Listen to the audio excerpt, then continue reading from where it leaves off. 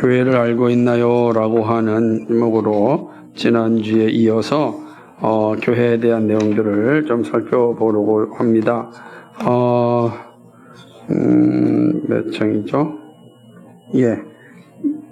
여러분 보면 40페이지. 신약고백서 40페이지. 교회를 우리가 잘 알고 있는가라고 하는 질문이 좀 낯설게 느껴질지 모르겠지만, 왜냐하면 우리가 늘 교회를 다니고 있으니까 교회를 아느냐라는 질문은 조금 좀 유하하게 들리거나 혹은 우리를 좀 무시하는 게 아닌가 이렇게 생각할 수도 있을 것입니다. 그러나 우리가 정말 교회를 알고 있는가라고 하는 이렇게 질문을 좀 더 깊게 들어가면 잘 모르는 경우들을 보게 됩니다. 그래서 교회를 명확하게 잘 설명하는 게 참 중요한데, 우리가 지난주에는 교회에 대한 정의를 잘 살펴보았습니다. 세상 가운데서 참으로 믿는 자들을 불러서 세운 공동체라고 하는, 그래서 예수 그리스도를 전하고 예수 그리스도가 말씀하신 대로 살아가는 그런 모습들이 이제 교회의 한 축이라고 한다면, 또 이 교회를 좀 더 풍성하게 설명할 수 있는 또 지혜가 좀 필요한데, 오늘은 그 풍성한 교회의 모습을 좀 살펴보고자 합니다. 40페이지 보게 되면 두 종류의 백성들이라고 하는 장면부터 함께 읽겠습니다. 보통 두 백성이란 이스라엘 백성과 이방 사람을 말하는 것인데, 더 자세히 말하면 유대인들과 이방인 중에서 부름받아 모인 사람, 그리고 또한 두 언약이 있다. 즉 옛 언약과 새 언약이 그런 것이다. 이제 우리가 이 땅에 살아가면서 두 백성이 있죠. 그러니까 예수 믿는 사람과 믿지 않는 사람이라고 하는 구조가 있어요. 그런데 이거를 성경으로 들어가면 성경에는 유대인과 또 이방인 이렇게 존재하는 겁니다. 우리는 이제 그러니까 유대인들이 아니잖아요. 그렇기 때문에 이 개념에 있어서 유대인과 이방인이 좀 낯설게 느껴지지만, 그래서 성경은 바로 조금 뒤에 이어서 뭐라고 하냐면 옛 언약과 새 언약이란 표현을 씁니다. 그러니까 옛 언약에 속한 백성들과 새 언약에 속한 백성들이죠. 그럼 새 언약이 무엇인가? 예수 그리스도입니다. 그러니까 이제 예수 그리스도에 속한 사람들과 예수 그리스도에 속하지 않은 사람들, 두 백성으로 나눌 수가 있죠. 그럼 우리는 옛 언약에 속한 사람입니까? 새 언약에 속한 사람입니까?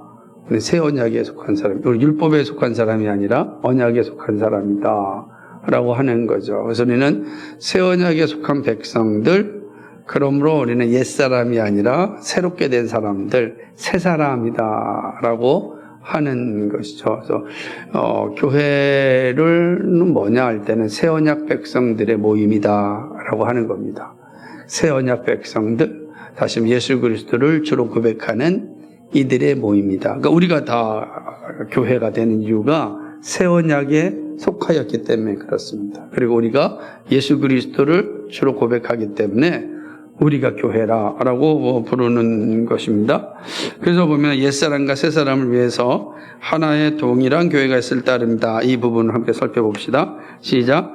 옛사람에게나 새사람에게나 하나의 메시아 안에서 하나의 교제와 하나의 구원이 있을 뿐이요, 모든 성도들은 하나의 머리 밑에 있는 한 몸의 지체로서 이 메시아 안에서 동일한 영적 음식과 음료에 참여하면서 같은 신앙으로 통일을 지향한다.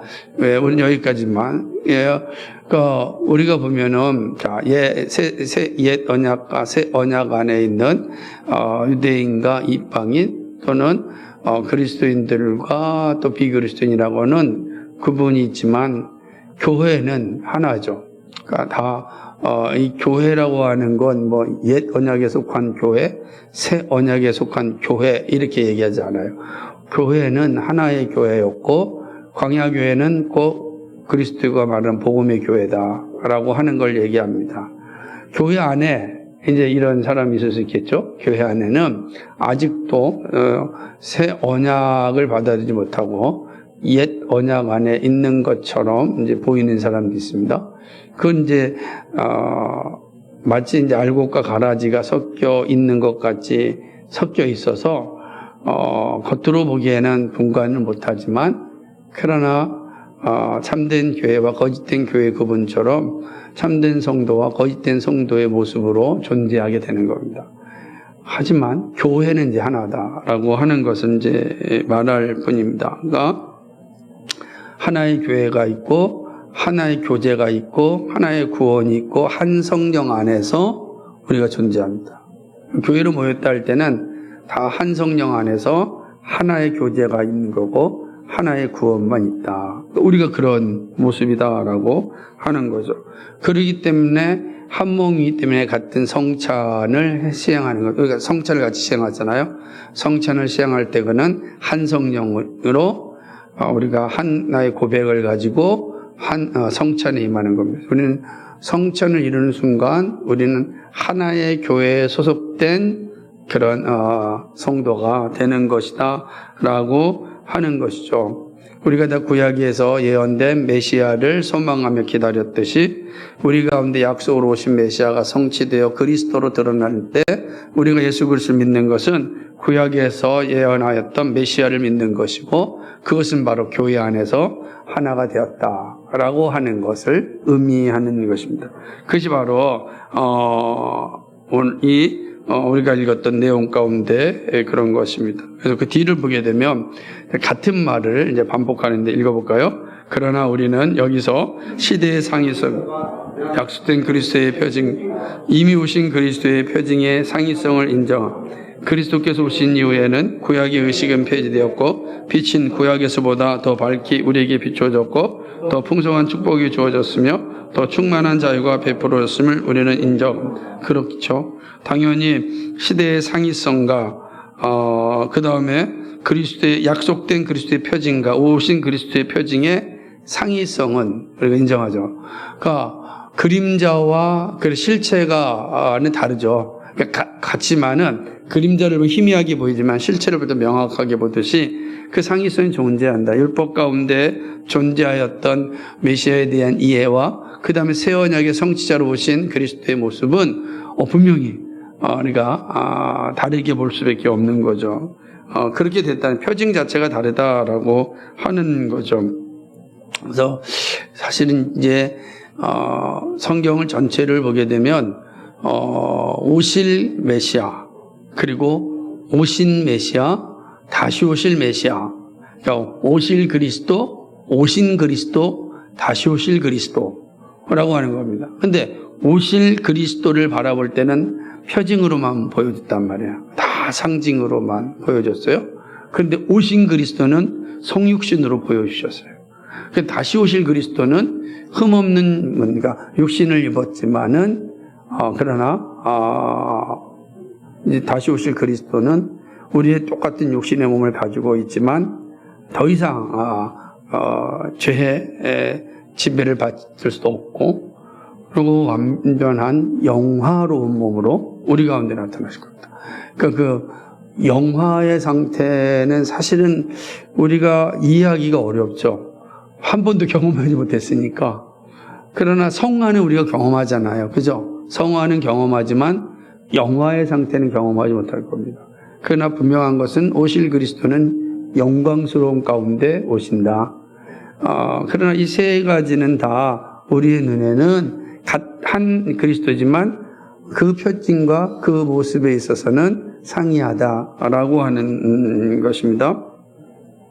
그래서 이 모습 가운데 하나가 율법이라는 게 있습니다. 율법은 오실 그리스도를 잘 보여주는 거예요. 오실 그리스도 어떤 분인가 라고 할 때 율법을 통해서 이제 보여주죠. 율법의 가장 중요한 게 뭐죠?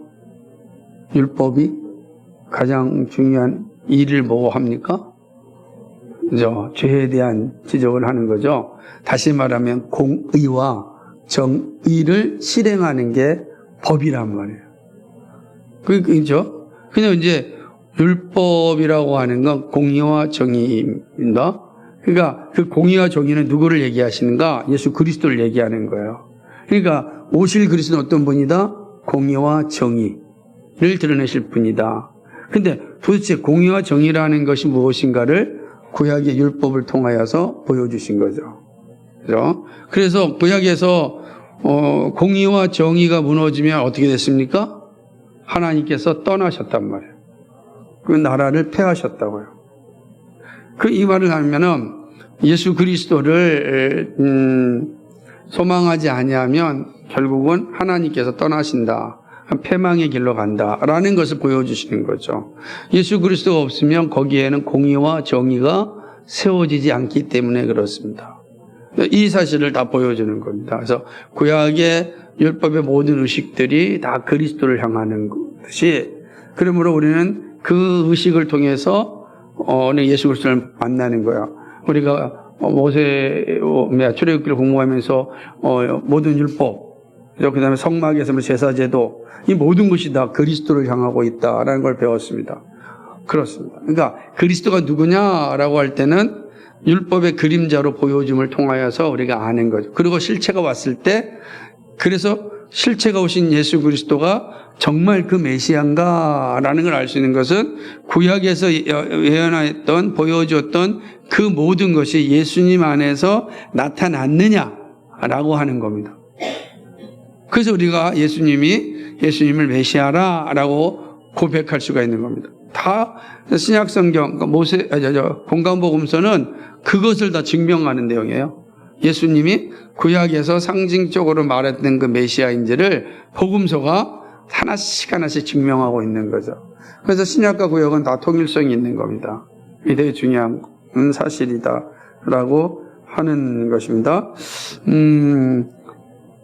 그래서 우리는 이게 희미한 그림자로서 비춰졌던 이스라엘 백성들보다, 유대인들보다 우리는 환한 실체로 빛으로서 분명히 드러난 그 예수 그리스도를 믿고 따르니 더 행복한 사람이죠. 그러면 1세기의 그리스도인들보다 21세기에 우리가 더 복이 있는 거죠.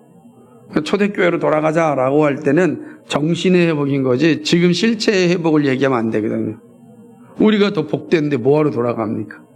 우리가 더 많은 지혜와 지식을 1세기 성도들도 많이 가지고 있는데 뭐하러 돌아가겠어요?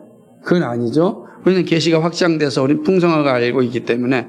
그러나 뭐냐면 우리가 가진 그 첫사랑, 초대교회에 가졌던 그 순수함, 말씀에 대한 온전한 헌신, 이런 것들은 우리가 다시 회복해야 된다라고 할 때 돌아가자라고 하는 겁니다. 이게 잘 이해하셔야 되는 거죠. 그래서 오늘 우리의 시간을 정말 중요하게 여겨야 됩니다. 이 시간을. 이게 우리가 믿음으로 살아가는 일이다라고 할 수 있습니다. 살아계신 하나님의 성전으로서 교회를 보겠습니다. 이 하나님의 거룩한 교회는 살아계신 하나님의 성전이라고 불립니다.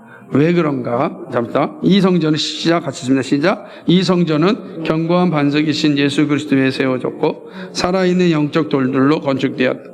이 초석은 인간에 의해서 놓여진 것이 아니라 이런 근거에서 이 교회는 진리의 기둥과 터라고 불러진.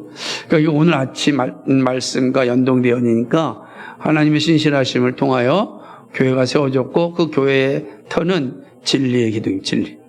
말씀이죠. 말씀이 바로 교회의 모습입니다. 그러니까 진리의 기둥이 있고 그 진리의 터 위에 교회가 세워진 것이죠. 그런데 그 기둥은 누구입니까? 진리의 기둥은 누구죠? 예수 그리스도. 모퉁이 돌이 되셨다. 그렇죠? 그러면 기둥이 되셨다. 그랬으니까 진리 기둥 뭐죠? 예수 그리스도. 터는 마찬가지입니다. 근데 이제 터는 사도들과 선지자들이 전한 말씀, 복음. 그러니까 또 그리스도를 얘기하는 거예요.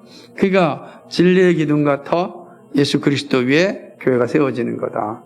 보는 거죠. 그러니까 교회는 예수 그리스도가 온전히 드러날 때 비로소 건강한 교회가 됩니다. 그러니까 그럼 항상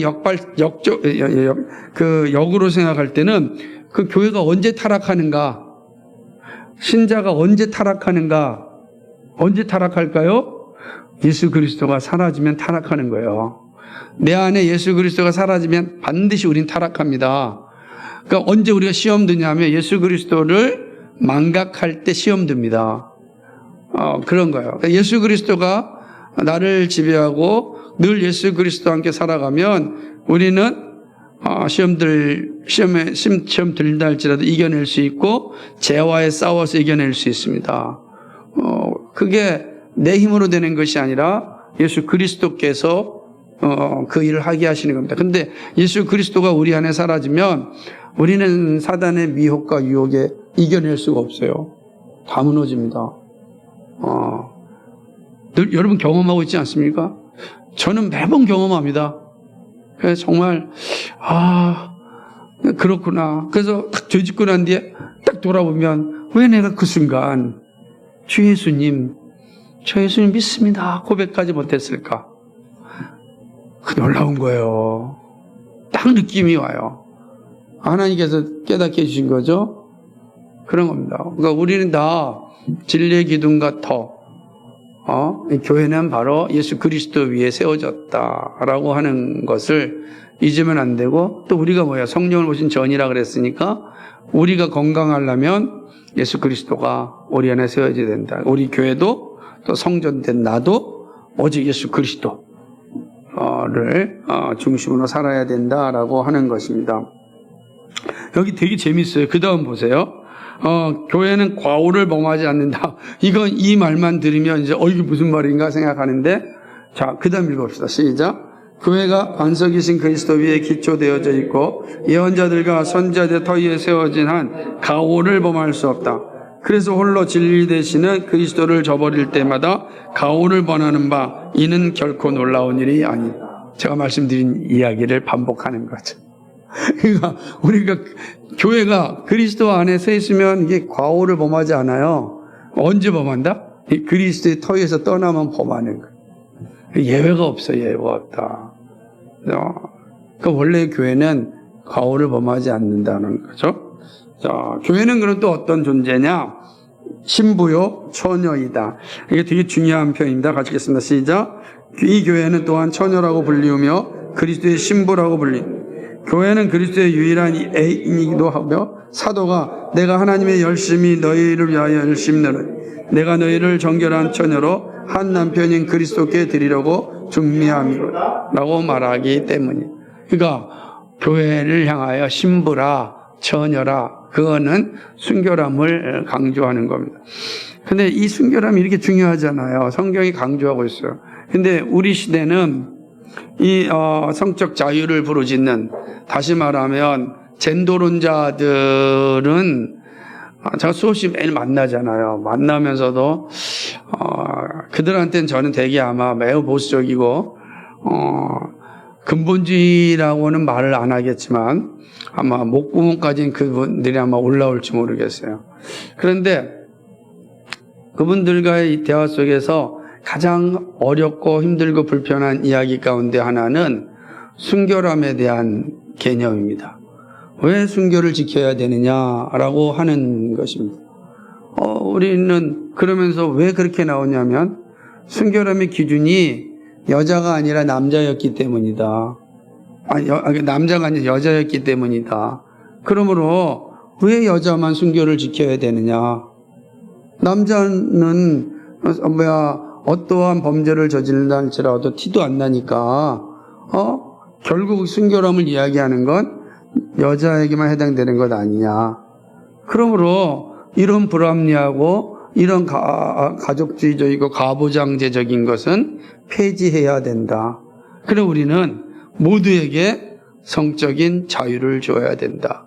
교회에서 성적인 순결을 가르치는 건 그것은 너무 옛시대의 모습이다 라고 이야기하는 겁니다.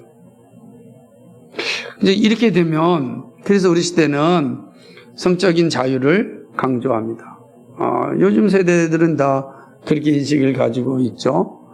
그런데 문제는 이제 어디서 발생하냐면 성경이 무엇이라 말하느냐에서 이 충돌을 일으키는 겁니다. 성경은 우리에게 순결함을 강조하죠. 예수님과 우리의 관계를 결혼으로 얘기합니다. 근데 예수님과 우리 관계를 결혼이에요. 근데 결혼할 때 신랑 되신 예수님 앞에 신부된 우리의 정결함을 성경은 말하고 있습니다. 그러니까 바울은 우리를 예수님 앞에 순결한 처녀로 이야기하고 있는 거죠. 그죠? 중미함이라고 하는 거야. 여러분 어떻게 생각하세요? 교회에서 순결함을 가르쳐야 됩니까? 말아야 됩니까? 그게 참 이제 우리 이제 고3 우리 기쁨이 어떻게 생각합니까? 가르쳐야 돼요? 가르치지 말아야 돼요?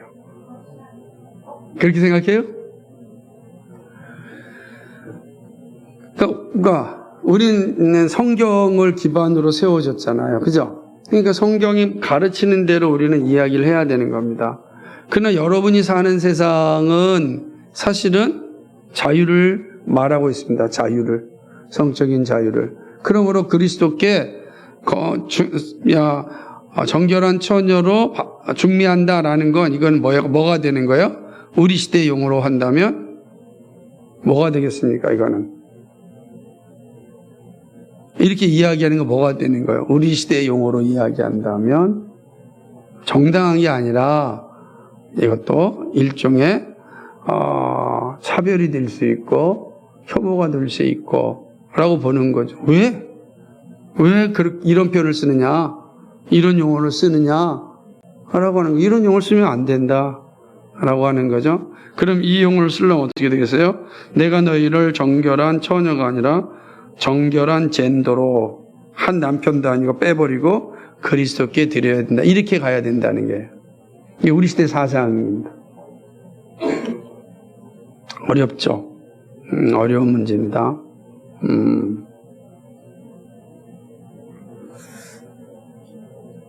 그러나 성경은 우리에게 명확히 가르칩니다.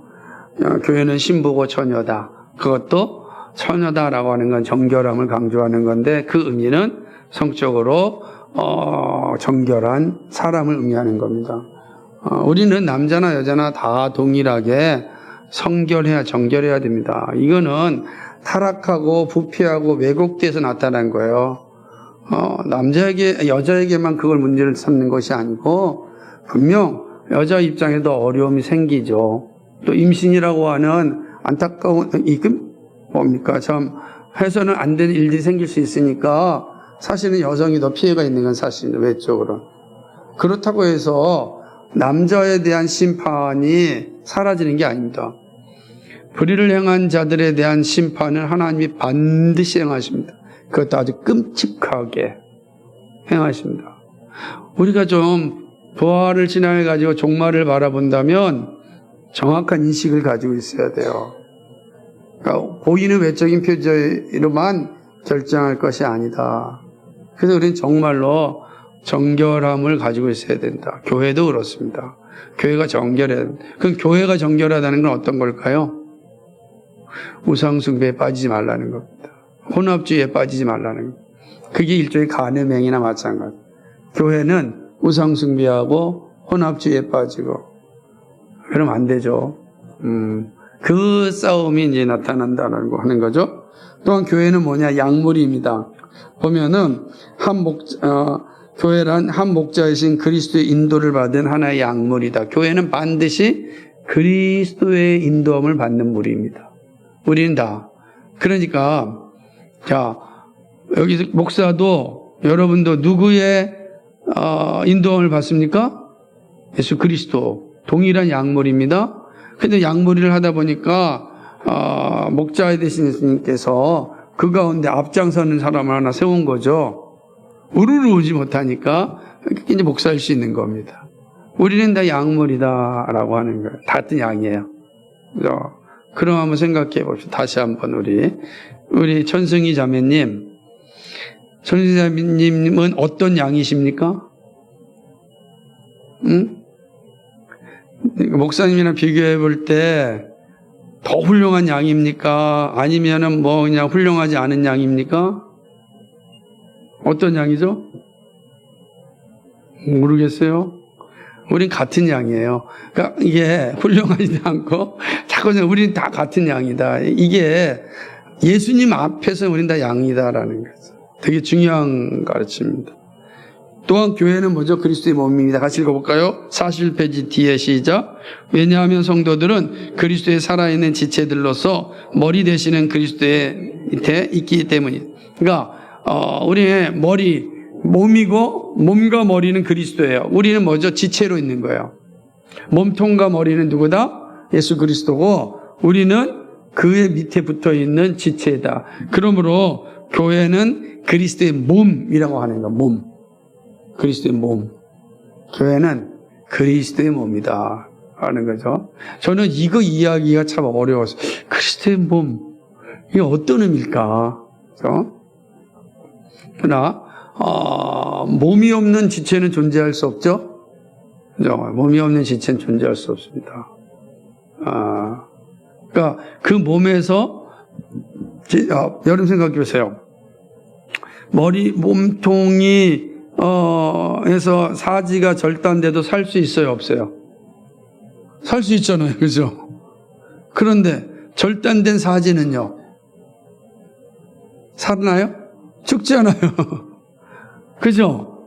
놀랍지 않아요? 그러니까 우리가 몸통에서 사지가 다 잘려져도 살아 있어요. 그런데 떨어진 사지는 팔다리는 죽습니다. 마찬가지예요. 그리스도 교회가 저 생각해보세요. 지체들이 없다고 해서 교회가 존재하지 않는 거 아니에요. 하나님 자체가 그리스도 자체가 교회이니까. 그런데 우리에게 생명을 주시고 우리에게 살아있는 기쁨을 주시고 영원한 만족을 주시기 위하여 지체로 우리를 삼으셨단 말이에요. 그래서 우리는 그리스도의 몸에 접붙여진 거예요. 원래는 죽은 떨어져 있는 지체였는데 예수님의 몸에 접붙여진 거예요.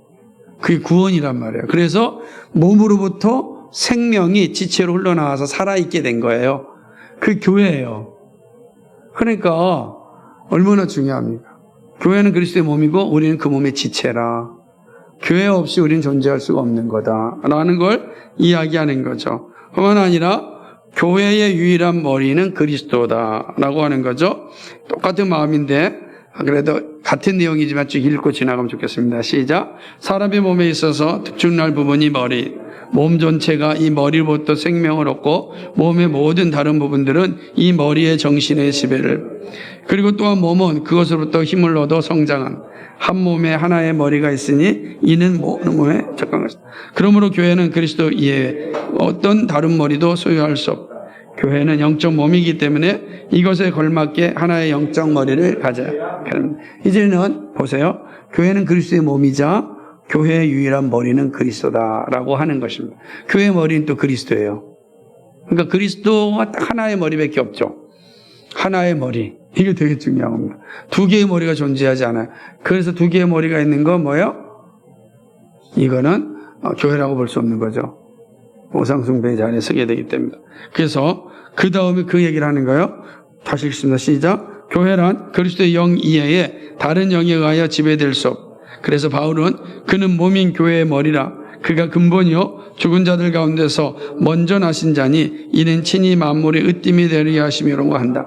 또한 다른 곳에서 바울은 이는 남편의 아내 머리됨이 그리스도께서 교회의 머리됨과 같음이 그가 친히 몸의 구주시니라 하였고 또 만물을 그 발에 복종하게 하시고 그를 만물 위의 교회의 머리로 주시니라 한다. 그뿐만 아니라 오직 사랑 안에서 참된 것을 하여 범사의 계획까지 자랄지니 그는 머리니 곧 그리스도라는 것이다. 그러므로 우리는 로마의 교황을 이 지상에 있는 전투적 교회의 보편적 목자요 최고의 머리요 교회 안에서 최고의 권세와 주권을 장악한 예수 그리스도의 대리자 자신이라고 고집하는 로마 카톨릭의 교리를 거부한다. 왜 그러냐? 로마 카톨릭은 교회의 머리를 교황이라 그래요. 얼마나 우스워요. 교황이라 그래요. 그렇지 않습니다. 지금도 맞아요. 교회의 머리가 누구예요? 지금도 교황으로 보는 거죠. 그래서 뭐라고 표현하냐면 로마 카톨릭의 수장 이렇게 표현해요. 그죠?